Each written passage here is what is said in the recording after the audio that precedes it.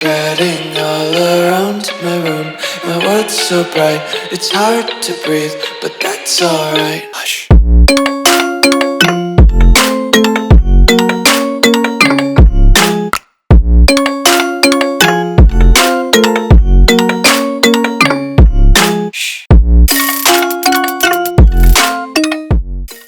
What's going on, guys? Welcome back to another video here in the World of Juice channel, and welcome back to another episode of the Honolulu Desperados here on Madden 24. We return to the franchise in year number 10.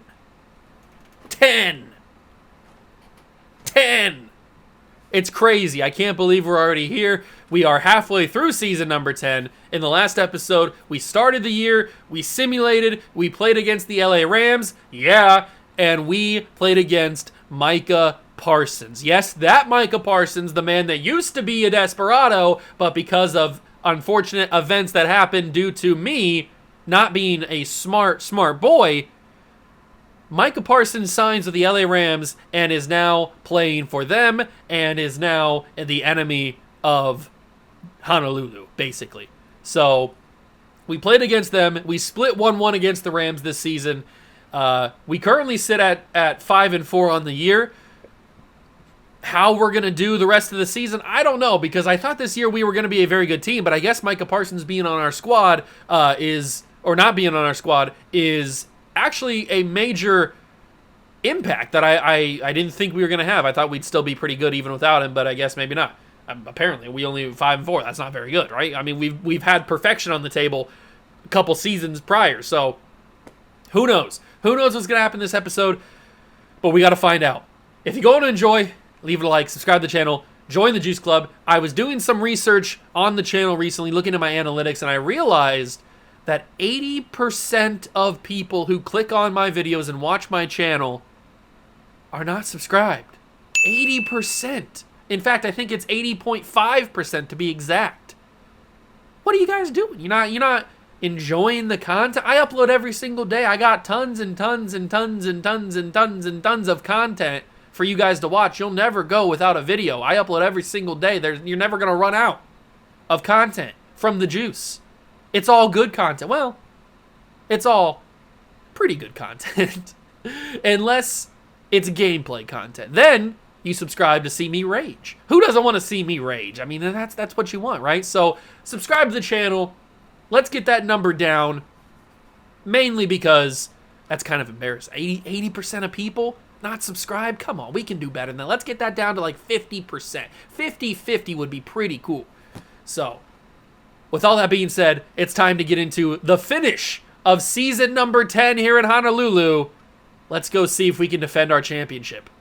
We pick up right where we left off, week 11 against the Kansas City Chiefs. Luckily for us, they don't have Patrick Mahomes anymore, so I don't know who their quarterback is, but they're 4-6. They're not having that great of a year. This is a very competitive division this year. Usually it's just us and then maybe the Seahawks and then the Rams and the Niners. At least that's how it's been the past couple of years, have been like really bad. But this year, everybody's around the same wins, and everybody's pretty competitive with each other. So this is going to be a very, very intense battle for the division. Hopefully we come out on top. But here is the draft class for season number 10. Is there any future Desperado players in this class? I mean, obviously there's going to be. But how many of those guys are good? Ooh, there could be a running back here. Clayton Saunders, maybe he's the future replacement for Bijan. He doesn't look that good, actually. He doesn't look that good. What about wide receivers? I always am in the market for a wide receiver. Devontae Moore from Alabama. Ooh, okay. He's got elite possibilities and a couple different important categories for a receiver. He's got B release, A spec catch, A deep route. You know what? Devontae Moore, welcome to my team, baby. I am very intrigued by the big dog. Okay, so we got to remember Devontae Moore, and he's only 5'8", so that makes me want him a little bit more.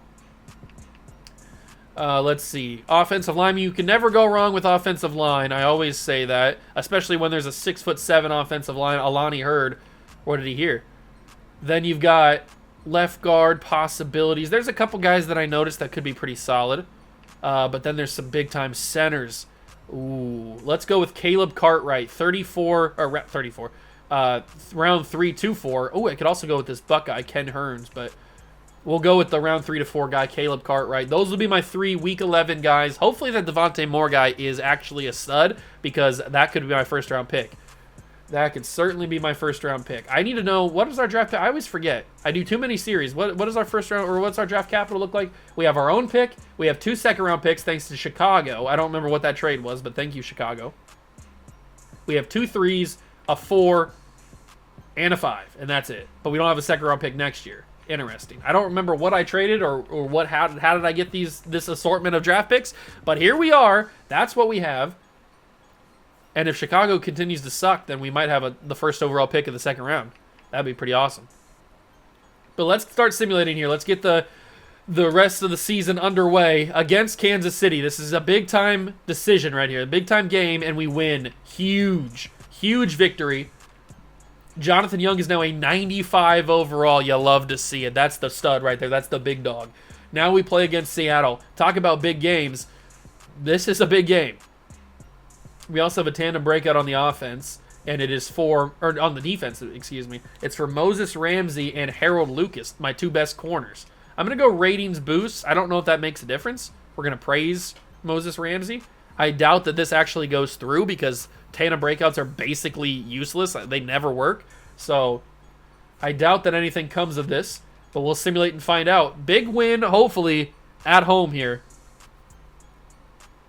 It is 28-7, huge, and we get a breakout DB scenario. That might mean that we did get it done, because I don't think I've ever seen a tandem breakout on the defense and a breakout DB scenario in the same week. So let's see if we actually got this to go. I was ready to go coming in the game, but okay, so it didn't work. So breakout DB happened just randomly. Okay, I don't think I've ever seen the tandem breakout work. Breakout DB scenario, it's Moses Ramsey. He was just, okay, so he must have had a good game, but apparently he didn't have a good enough game to get the breakout for some, I have no idea. I don't know. But he has a chance to go up to superstar development, which would be huge. Absolutely huge if he's able to. We take on the Commanders and our former player, Sauce Gardner. Feels like forever since Sauce Gardner's been on the team. We do win. That was like the exact same, wasn't that the exact same score we just had against the previous team? That was pretty crazy. 28-7. We play the Detroit Lions, but we're on a nice little win streak here, boys. Did he get it, though? Oh, pretty quiet game. Why is it so difficult to go from star to superstar? I hate that. Okay, so we are going to jump into this game against the Lions, mainly because the Lions are one of our big rivals, mainly for the postseason, but they are still a big rival. Oh, that's right. We still have contract negotiations, too. I forgot about that. Oh, I thought I got this all done in the previous episode. Oh, there's still some big-time negotiations, including Jonathan Young. We have to sign him. You know what? Let's get it done right now. Jonathan Young, 7-year contract, max extension. He's a 2-time Super Bowl champion. He deserves it. Please sign this contract. He's coming back.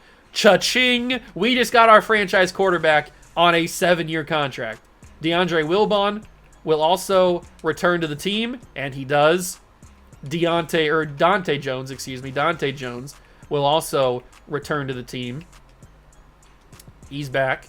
Dante Stackhouse, I definitely want to bring back to be the backup running back for Bijan forever, however long Bijan stays around. But we got to get Sean Washington back first. Sean Washington is the replacement for Micah Parsons, so we got to get him back. Dante Stackhouse will get back on a 4-year contract to be a backup running back. He's getting paid very hefty. Very, very fine running back money, especially for a backup. Devontae Smith, we're going to let him walk. It's been a nice ride with Devontae. He's been here since the very beginning, but we are going to let him mosey on out of here. It's a new era. A new era here in Desperado land. So we're going to bring back Bobby Dalton for a 2-year contract extension. We're going to bring back Matthew Williams on a 3-year contract extension. Mainly because if he didn't have star development, I probably wouldn't bring him back, but because he's got star development, I want to bring him back. James Killings. I don't know who this guy is. Does he have any redeemable qualities? 92 speed, 89 acceleration, 85 catching. How big is he? He's 5'10".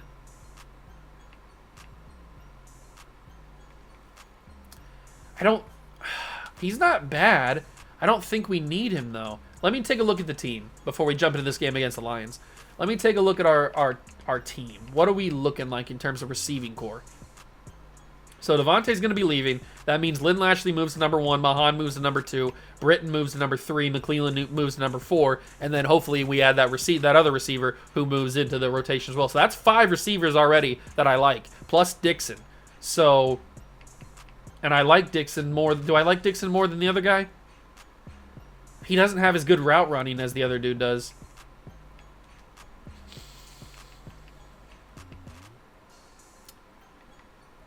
This is tricky. I don't know who I like more. We also have Carlos Cone, or Cone. I think it's Cone. We just have him because he's fast.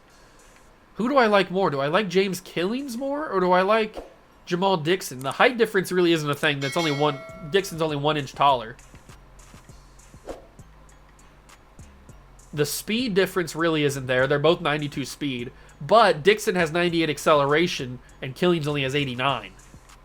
And speed kills. So maybe I choose Jamal Dixon over Killings, but Killings I think is the better route runner. They both have the same change of direction. They're both 91. Dixon's a little bit stronger. Their awareness is the exact same.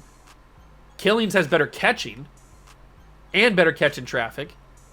Dixon has 3 better spec catch. The route running across the board, except for deep because he's faster, is in favor of Killings. The release is in favor of Dixon. Oh, man, these guys are just... They're super similar, but they're also, like, very different. It's crazy, the comparison between the two. And, oh, Dixon kills him in jumping. 90 jumping to 74 for Killings. I think I'm going to pick Dixon. I know his route running's not as good, but I think I'm going to pick speed over anything else. And he's only 1 inch taller, so it's not that big of a deal. Like, size isn't that much of a factor. So I think I'm going to let Killings walk. I'm going to pick Dixon over him. That's a crazy comparison, though. Those two guys are very similar. And we're going to let Devontae Smith walk as well. He deserves to walk away and find a new team. Honestly, he probably deserves to get re-signed and retire as a Desperado, but I want my other guys to start over him. And I could just do that regardless, but you know what I mean. So we're going to jump into this game against the Lions. Hopefully we get a W, move to 9-4, and also get a little bit of cheeky little revenge over the Detroit Lions. Here we go, Detroit Lions versus the Desperados. It's a legendary playoff matchup, and now it's here in the regular season. You know what? I'm just going to hand this ball off to Bijan. We might as well keep patting those career stats for Bijan in Desperado history so that no running back will ever compete with him. And there it is, another rushing touchdown for Bijan. We take the early lead. Oh, and it looks like we're cooking. It looks like we might, in fact, be flambeing. Jonathan Young just signed a massive 7-year deal. He's the franchise. And Freiermuth drops the pass. It wouldn't have been a first down anyway, but still drops the pass. Jonathan Young is a multi-millionaire. Massive contract. We put all of our faith in Jonathan Young. He's got us 2 Super Bowls. Same as Anthony Richardson. But if he was to add another one, he'd become the best quarterback in Desperado history, you'd have to think. He's also beaten Anthony Richardson in both of the Super Bowls he's got. Oh, Freiermuth doesn't drop that one. That's a big-time catch. He was, like, glued to the defender and still caught that. Where's my boy Clayton Mahan? He's running a little curl route. Okay. I don't like anything here. Oh my god, I got destroyed by Aiden Hutchinson there. I didn't like any of the routes, and I got screwed there. Okay. Oh, that's a QB draw. Nope. No. Jonathan Young can move, but not what I want. Not what I want at all. Mahan's open. Oh, he got hit forward. Thank you for that. I'm going to call a timeout with a minute to go in the half. I got an extra yard or 2 on that hit. Clayton Mahan might end up going down as my best draft pick ever because he's just such a stud. Look at that burst of speed to get away. Look at that Clayton Mahan. He might be a big boy, but he's got the athleticism. He may be a white boy, but he's got the speed. What a stud. And he also looks like he's 40 years old. He looks like Kurt Warner. All right, 54 seconds to go. I'm going to go underneath to Freiermuth. That might have been the wrong decision. It only got us 2 yards. I thought that he'd have a little bit more separation. I was wrong. We still have 2 timeouts. We can make some magic happen here. Uh-oh, maybe not. Oh, that's a big-time blitz from the Detroit Lions. They brought the entire house. That must have been a zero blitz or something. That was crazy. I was not prepared to have nobody block. That's okay, because I can fit that in. That's a tight window. The veteran, Devontae Smith, has it knocked incomplete, and we can't capitalize on the touchdown. That's okay. We should be able to get the field goal, and we'll be good to go from there. So we end the half up 13-0. Detroit's looking to score here, and they get a field goal out of it. Okay. Ooh, they get a touchdown. This is actually a lot closer than I would like it to be. A field goal, 16-10, but they give the ball back to us. They've made a mistake. A crucial error. One play to go before the 2-minute warning. And I gotta roll. I'm taking off and running. It's right there for the taking. Jonathan Young! I tried to slide, but he had no speed. He had absolutely no speed to slide. This might be a very dumb call, but I'm gonna go screen on 3rd and 9. Very risky. Especially because the running back doesn't usually get out, but he did. Bijan. Oh, couldn't get the juke. But that should take us down and allow us to kick a field goal and take this game out of a touchdown range. So... Oh, no, we didn't have to do anything. We just end the game. Perfect. We win. I was thinking we go up 19-10 and then give them the ball back with under a minute to go. But, hey, we just run the clock out and we win. Either way is fine, as long as it's a win. Big dubs. Big old fat W's. Not even just regular thin W's. It's fat W's. And the cherry on top is we get to beat the Lions. And that's always nice because they're a big rival to us. So that's a huge win. We go to 9-4. Hopefully the Rams lose. But maybe Micah Parsons is just that guy. 8-5, 9-4 Jets. This is a big game. We got to get the W. Big game against a competitive Jets team. That's a big loss. That's a big loss. We can't afford that. We cannot afford a loss like that. Especially against a possible playoff team like the Jets. And the Rams won, so they're 9-5 as well. It's coming down to the wire, ladies and gentlemen. It is coming down to das Wire. Against the Eagles is a big victory. The Rams lost. We win. Big victory. Big victory over the Eagles. 31-27. We barely got it done, but we did get it done. Now it's against the Seahawks. If we can take them, that's an 11-win team for us. We do. Oh, my God. 22-21. Close as you're going to get it, but it's still a W in our favor. An 11-win season is pretty good, but we can make it a 12-win season if we win against the Giants here. Are we the best team in the NFC? We are not. The Vikings and the Cowboys both have 12 wins. We would have 12 if we win this game, and I don't think that even if we win and both the Vikings and the Cowboys lose, I don't think that we would get to the number 1 seed even if they both lose. And I don't see either of them losing. So it looks like we're going to be the 3 seed in the playoffs this year, but that's all if we win this game. We got to win this game against the Giants. It should be fairly simple, but it's never simple when you're playing Madden. Final game of the regular season here in year number 10. Giants and Desperados in Honolulu. We got to take this one to win 12 games on the year. That would, I pretty much secure ourselves the 3 seed in the playoffs, and if everything goes our way, could give us the 1 seed, but I highly doubt that. I think we will just have ourselves be the 3 seed, and I'm okay with that. The 3 seed is still a top seed in the playoffs. We still get a playoff game. We just have to go through the wild card, unfortunately. But we would have to do that too if we were the 2 seed anyway. So it's not like we're missing out on a bye week just because we miss out on the 2 seed. Bijan almost got in the end zone, by the way. That was pretty close. That was pretty close, but he should be able to get in right here. Ooh, it's a stacked box. I believe that Bijan can still get in, and he does. Yes, he does. Bijan got flipped on top of himself, but he does, in fact, get that ball across the line to give us a 14-6 lead. We go into the second half, 21-6, 21-13 now. Come on, put up some more points, 24-13.